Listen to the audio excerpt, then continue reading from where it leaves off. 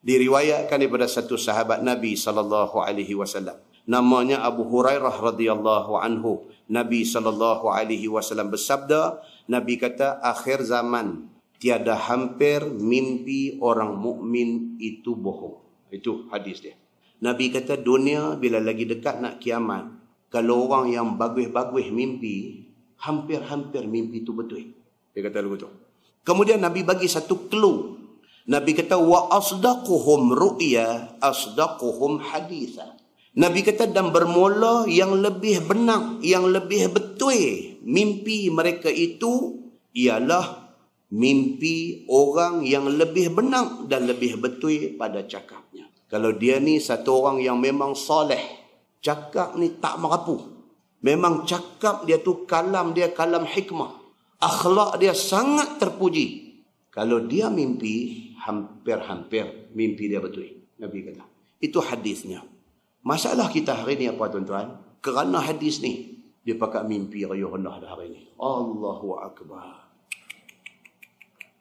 Ni, kerana hadis ni, hadis ni bagi satu ruang. Kata kalau sekiranya satu syarat dia apa? Dekat akhir zaman. Yang kedua syarat dia apa? Orang yang bermimpi itu orang baik sungguh. Baik itu pengenalan dia macam mana? Dia akhlak baik, cakap dia baik, tingkah laku dia baik. Dia memang orang yang terpuji. Kalau sekiranya dia mimpi dia hampir benar. Hari ni dia main lah. Dia padu 1, 2, 3, 4, 5, 6, 8 orang mimpi kata Dajjal keluar main lah. Oh ya dah. Lepas tu dia suruh pakat-pakat baca surah Al-Kahfi. Pasal Dajjal nak main. Bagus tak bagus? Bagus. Bukanlah ni. Daripada zaman Nabi ada lagi, Nabi dah suruh baca dah surah Al-Kahfi. Bukan kerana 8 orang ni mimpi. Takut kita ni apa dia? Takut kita ni. Takut sebahagian orang ni akan terpedaya.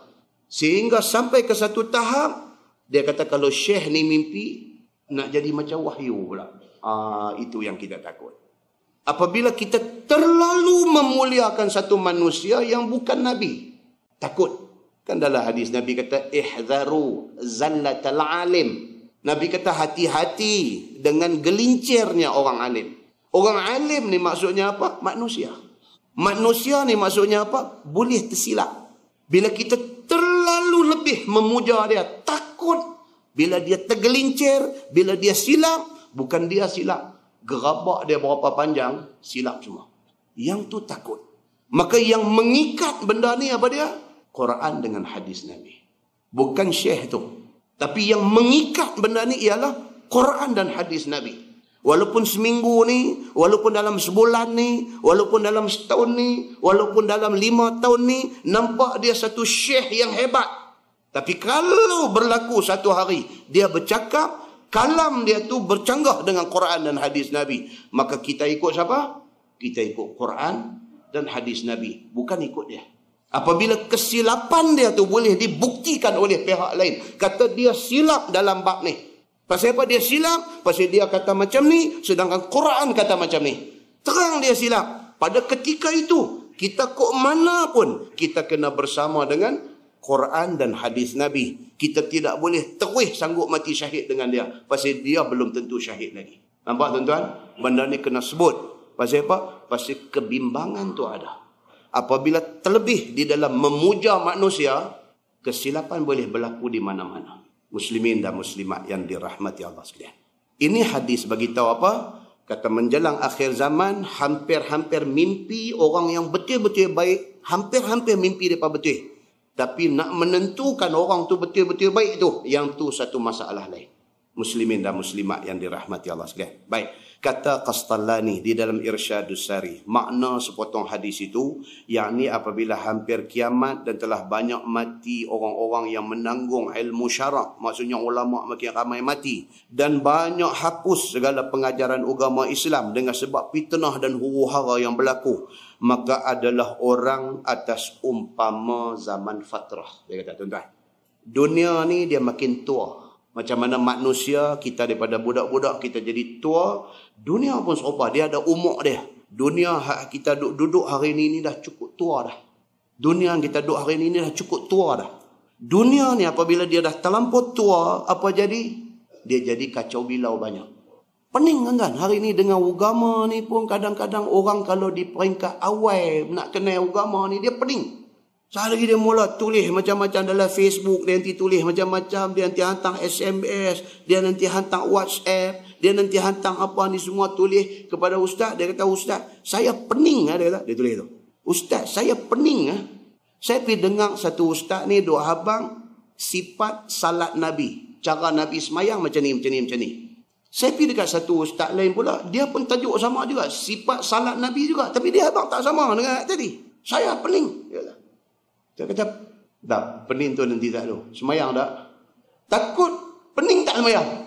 Tengok yang tu. Pasal apa? Dia pergi kelas ustaz ni duk abang ni, cara Nabi semayang ni, duk abang cara Nabi semayang ni saja ni, orang cekang ni. Ni duk abang cara tahiyat saja. Cara tahiyat saja. Cara abang tu, kawan yang dengar ni naik takut. Okey, tak apa, dia tahu. Okey. Saya selama ni silap. Ni saya dah dapat dah betul, saya pegang yang ni. Malam esok, kawan lain belakang, jom pergi dengar ustaz ni. Tajuk sifat salat Nabi ke? Dia kata semalam, dah yang ni ada satu ni. Pergi dengar. Abang tahiyat lagu lain buat dah. Bagi orang yang ada basic, yang ada ilmu, dia tahu. Tak ada masalah. Dia tahu. Ini pasal apa ustaz ni kata lagu ni? Ini alasan dia. Pasal apa ustaz ni kata lagu ni? Ini alasan dia. Tak ada masalah bagi orang yang tahu. Bagi hak tak tahu. Hak tak tahu ni maksudnya apa? Dia bagi dia betul atau salah. Jadi bila ustaz ni kata cara lagu ni, ustaz ni kata cara lagu ni tak sama, mesti satu betul, satu salah. Dia duk buat hukum tu dalam kepala dia. Akhirnya jadi apa kat dia? Dia jadi confused. Dia bawa pula sampai zaman hari ni, tuan-tuan, dengan zaman internet ni, tuan-tuan, masuk dalam internet, satu dunia tanpa sempadan ni, tuan-tuan boleh type saja, boleh keluar macam-macam cerita duk ada dalam tu, dia lagi pening. Pasal apa? Pasal sudah sampai ke satu tahap antara ustaz jalan ni dengan ustaz jalan ni pula duk lawan maki pula dua tu. Allahu Akbar. Dah sampai pula satu tahap hari ni, tuan-tuan, ustaz ni duk mengajar, hak geng ustaz lagi satu mic challenge dia tengah duk mengajar. Sampai ada pula satu pihak ketiga kena bangkit pegang, tarik tangan, terus jadi bergaduh. Apa nak jadi dengan Islam kita kalau macam ni? Nampak tuan-tuan? Dan benda ni berlaku di dalam masyarakat. Pasal apa? Pasal cara menerangkan ilmu tu, cara terang tu, dia boleh pilih untuk terang secara harmoni, tetapi dia pilih terang dengan cara yang menekan orang. Dia boleh habang, tuan-tuan, dia kata ini hadis dia. Baik, Imam Syafi'i berdasarkan hadis ni, Imam Syafi'i kata lagu ni. Ini hadis yang sama, tapi Imam Hambali dia faham macam ni. Hari ni pun ada juga hak nak pegang cara keputusan Syafi'i kata, ada hak kata dia nak pegang cara Hambali kata. Yang tu pun nak jadi hal. Habang elok-elok. Kata ini Syafi'i, ini Hambali. Tak ada salah tang mana pun. Syafi'i pun betul, Hambali pun betul. Hak satu tahiyat, asyhadu an la ilaha illallah. Satu. Hak satu lagi, lagu dua macam tu sepanjang masa. Kan? Dia ada hujah dia. Dia ada hadis dia. Dia ada cara faham dia. Kita tengok dia ada buat macam tu, kita nak buat illallah, kita buatlah. Dia nak buat lagu tu, biar pergi dia lah. Jangan pergi duk ambil tali rapi, aduk ikat jari dia. Ni hang duk gerak-gerak pasal apa? Aku rimah hang tahu, aku tak boleh tengok pun. Janganlah jadi macam tu. Tapi pasal apa yang dia pergi jadi macam tu? Pasal ada ustaz main duk habang, duk bantai geng hak duk gerak jari ni. Tak payahlah ustaz-ustaz ni pun. Duk bergaduh buat apa? Nu hantar semayang nu lagi ramai. Muslimin dan muslimat yang dirahmati Allah sekalian. Kita ni jadi apa? Kerja kita boleh siap dalam masa setahun, jadi 5 tahun. Pasal apa? Masa kita, tenaga kita, kita habis dengan perbalahan. Muslimin dan muslimat yang dirahmati Allah sekalian. Maka dia beritahu dekat kita di sini, dia kata apa? Bila mai dunia dah makin tua, dia mai zaman ni. Zaman manusia seolah-olah berada di zaman fatrah. Zaman berhajat mereka itu kepada orang yang memberi ingat dan membaharukan bagi pengajaran agama itu. Kena ada orang mai reform balik benda ni. Kena ada satu orang mai kena jadi mujaddid pada zaman itu. Kena refresh balik ajaran Islam kepada umat pada zaman itu. Dia nak kena dah. Pasal apa? Pasal dia jadi kelabu dah tentang agama ni. Sebagaimana kejadian segala umat yang diingatkan mereka itu dengan sekalian Nabi. Macam umat zaman dulu. Nabi-Nabi mai kena duk habaq satu-satu. Kita umat akhir zaman ni pun kena habaq balik satu-satu. Itu sebab kita kata apa? Jalan selamat dia apa dia? Quran dengan hadis Nabi. Tak mau duk mai habaq lain daripada tu. Tak mahu orang lain pada tu. Ni saya ambil daripada guru saya ni. Guru saya ambil pada guru saya. Tidak ada guru yang lebih besar daripada Nabi SAW. Guru mana pun tak apa. Tapi aku nak dengar kata ini hadis Nabi. Yang tu saja yang betul. Muslimin dan muslimat yang dirahmati Allah sekalian. Maka oleh kerana Nabi kita itu kesudahan segala Nabi. Dan barang yang kemudian daripada Nabi Muhammad merupakan masa yang serupa dengan fatrah. Sebab Nabi Muhammad, Nabi penghabis. Ni kiamat nak jadi bila tak tahu. Daripada wafat Nabi Muhammad dengan nak kiamat tak ada Nabi dah. Tak ada Nabi dah. Yang ada apa dia? Quran, hadis dan ulama yang menjadi pewaris Nabi. Yang tu saja. Siapa dia? Ulama pewaris Nabi. Ulama yang menerangkan Islam berdasarkan ajaran Nabi sallallahu alaihi wasallam.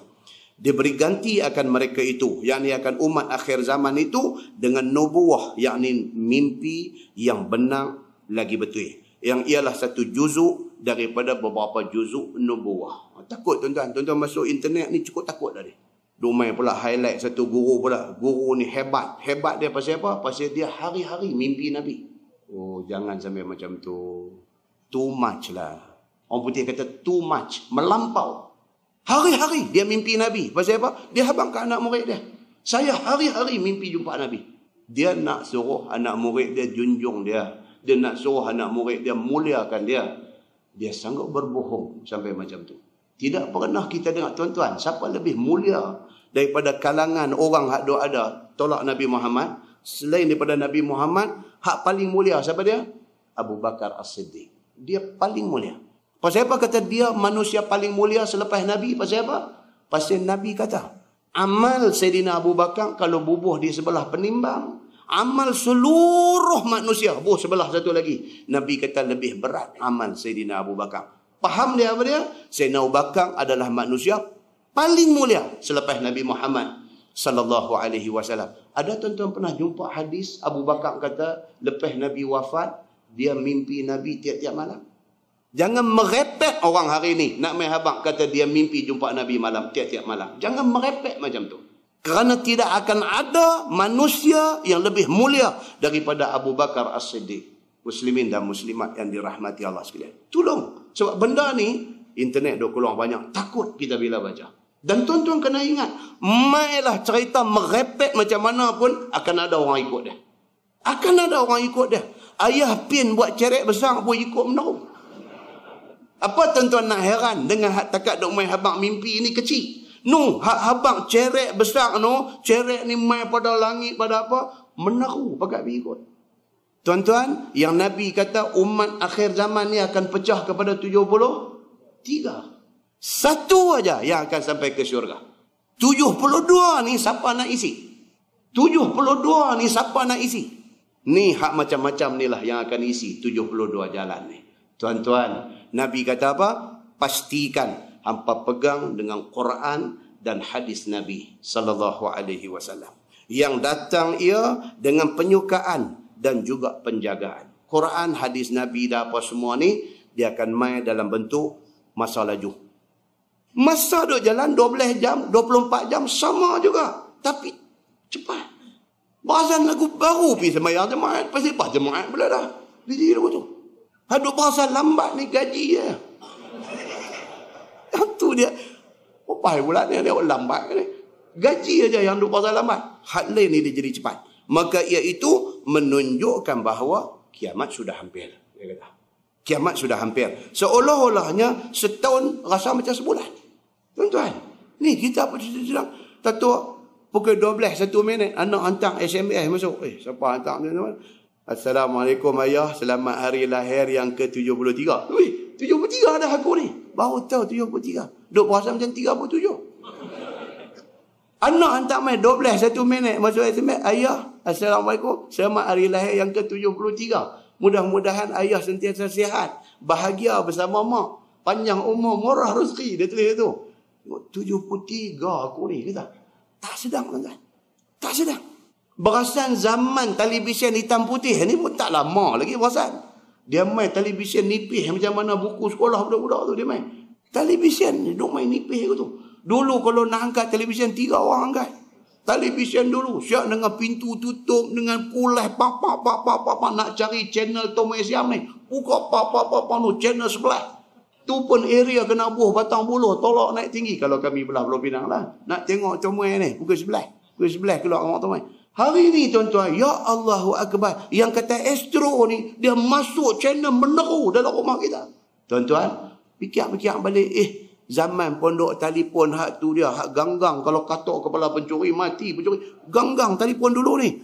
Baru lagi lepas. Lah ni dia duduk main handphone halus-halus, nipis-nipis, buat dalam poket.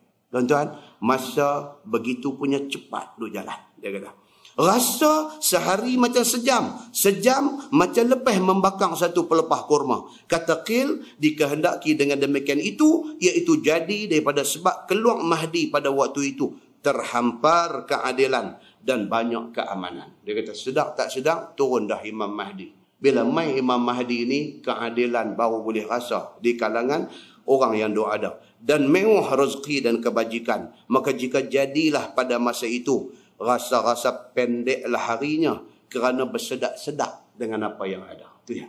Hari ni tuan-tuan, jauh rasa dekat. Anak kita pergi mengaji di United Kingdom, pergi mengaji di London. Malam-malam boleh duk cakap telefon free.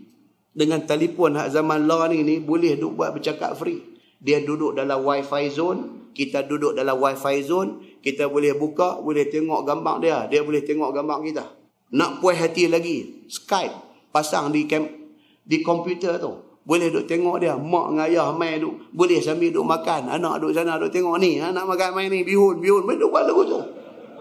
Dulu tahun 1970-an, orang tua kita pergi Mekah buat haji. Naik kapal ayak Malaysia Raya. Tulis postcard ni, tunggu hari. Ni nak ambil, mereka ambil tolong pipus di India ke mana ke pos. Kita dapat postcard ni tengok ni, Mekah hantar main. Mekah apa India? Mereka pipus tengah jalan.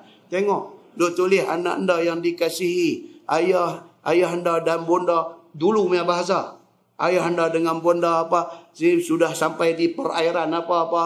Duka cita dimaklumkan. Setakat ni jemaah yang sama-sama di atas kapal ni mati dah 35 orang. 2 orang lagu tu. Dulu punya pergi haji, tuan-tuan. Budak-budak zaman lah tahu apa tentang benda ni. Lah ni kecil-kecil lagi. Umur baru 11, 12. Pergi umrah 5 kali dah. Mak pak bawa pergi lagu tu ya.